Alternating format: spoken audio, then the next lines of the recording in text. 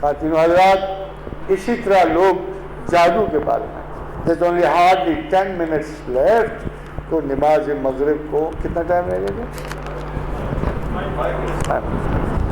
میں یہ بات بڑی وضاحت سے اب مختصراً آپ کو کہوں گا کہ پھر انشاءاللہ تفصیل کے وقت کہ جادو پر جو اعتبار اس وقت چل رہا ہے یہ قوم بابل سے بھی بدتر ہے۔ قوم بابل کو وما انزل علی الملائکین ببابل ہاروت و ماروت، ہاروت و ماروت کو جب اتارا گیا قوم بابل کیسیڈینس، بڑے طاقتور لوگ تھے، بڑے مال والے، مگر وہ قوت اور اقتدار موکل چاہتے، جیسے آپ کے درمیان ہزاروں لوگ موکلوں کی کتابیں لیے تھے، وہ موکل مانتے، تسخیر جنات، علوم حاضرات چاہتے تھے۔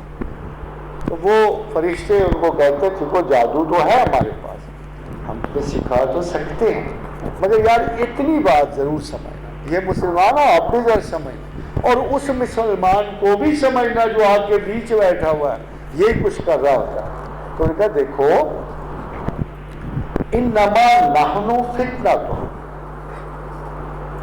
کہ کوئی بھی ان فرشتوں میں سے یہ نہیں کہتا تھا جادو غلط ہے یا جادو نہیں ہے، کہتا تھا نہیں جادو تو ہے، ہم تمہیں سکھا بھی دیں گے، مگر ایک بات ضرور یاد رکھنا، انما نحن فتنۃ فلا تکفر، کہ ہم کفر و ایمان کی آزمائش کے لیے آئے ہیں۔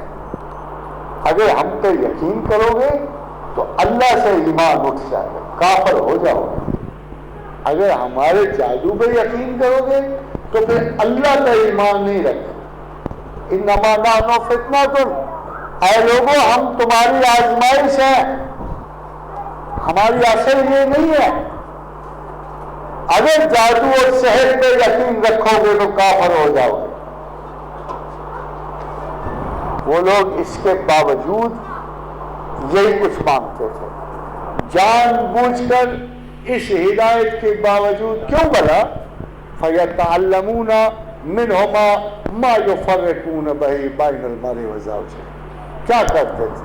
یہ تعویذ حکم، یہ تعویذ بغض، یہ اکسیر اعلیٰ، یہ درجہ کمال تک پہنچاؤ، بازو سے باندھو، ہر چیز غلام، ہر چیز اسیر، ہر چیز قیدی، یہ سارے تعویذات جو ہیں خدا کہتا ہے کیا یہ مؤثر ہے؟ کیا آپ کو مؤثر ہے؟ آپ آخری اپنی ذاتی بات پر آپ کو بات بتا کے بند کروں گا، پہلے صرف قرآن کی آخری آیت آپ کو سنوں، وَيَتَعَلَّمُونَ مَا يَضُرُّهُمْ وَلَا يَنفَعُهُمْ، اللہ کہتا ہے تم وہ بات کیوں کرتے کہتے اور سیکھتے ہو جس کا نہ نفع ہے نہ نقصان۔ حاضر حضرات، مجھے کچھ پریکٹیکل لیسن بھی ملے۔ اہل سنیاس کے پاس جاؤ نا تو وہ کہتے ہیں کہ یہ شاہ گیدڑ کے سر کی جگہ بڑی مؤثر ہوتی ہے ہر مسئلے کی کشاد کے۔ پھر ایک سنیاسی کے پاس جاؤ، کہتے ہیں یہ جو من کا ہے نا سانپ کا، اس کا تو کمال ہی کوئی نہیں، یہ فاتح عالم ہے۔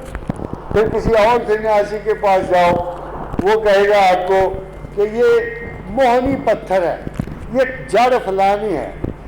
اتفاق سے ایک دفعہ ایک صندوق کی تلاش کرتے ہوئے گھر میں یہ ساری چیزیں اکٹھی نکل آئی، یہ ساری چیزیں اکٹھی نکل آئی، کدھر سنگی بھی نکل آئی، وہ پتھر بھی نکل آیا، وہ سانپ کا منکا بھی نکل آیا۔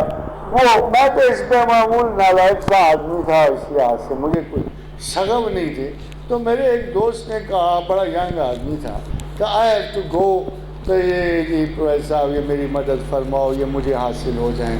یہ تو سارے کے سارے جو ایسے نیاسیوں کی جادوگروں کی باتیں آپ سنتے رہتے ہو، اگر یہ آپ مجھے عطا کروا دو کسی طریقے سے تو میرا بہت بڑا کام بن جائے۔ میں کہا چلے جاؤ۔ تو خادم حضرات کو 2 ہفتے میں نے پھر اسے نہیں دیکھا، تو 2 ہفتے کے بعد میرے اچانک رات کے وقت دستک ہوئی، تو ایک آدمی مجھے ملا جو مجھے پہچانا نہیں گیا، منہ سوجا ہوا، بازو اس طرح لٹکایا ہوا، اس طرح ٹانگ پہ پٹی چڑھی ہوئی۔ تو میں نے کہا کون ہے تو؟ اس نے اٹھائی نہ، وہ گیدڑ سنگھی، وہ منہ نہ ماری، کہتا یہ سب ان کی وجہ سے ہوا، بجائے فتح اور نصرت کے وہ مار پیٹ ہوئی ہے کہ آج تک میری ہڈیاں پسلیاں دکھ رہی. 2 ہفتے کے بعد وہ بیچارہ. خواجہ حضرات یہ سٹوریز، یہ داستانیں بالکل جھوٹی ہیں. یہ قول یاد رکھیے اللہ کا، اگر کوئی سحر ہے، کوئی جادو ہے، تو اس کا حل اللہ نے 2 صورتوں میں دے دیا. والناس میں، خلق میں دے دیا.